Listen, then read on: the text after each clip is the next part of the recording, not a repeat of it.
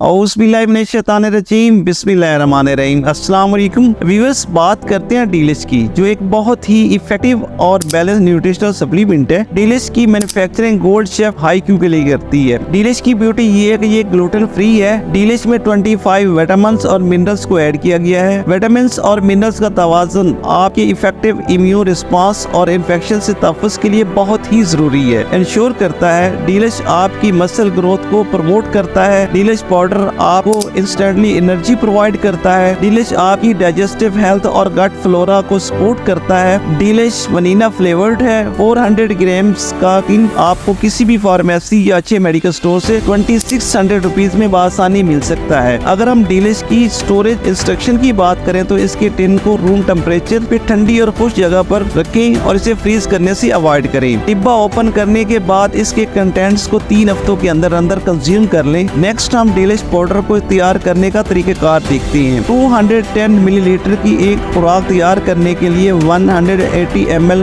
पानी एक गिलास में डालें और 5 लेवल्स को जो पैक में दिए गए हैं पानी में डालकर अच्छी तरह से आहिस्ता आहिस्ता चम्मच से हिलाएं। तैयार शुदा खुराक को फौरी इस्तेमाल करें या ढाँप कर फ्रिज में स्टोर कर दे और 24 आवर्स के अंदर इन्हें कंज्यूम कर ले। आज की वीडियो में बस इतना ही। मिलते हैं नेक्स्ट इसी तरह की एक और इन्फॉर्मेटिव वीडियो के साथ। अपना बहुत सारा ख्याल रखिएगा। खुश रहे। Bye bye.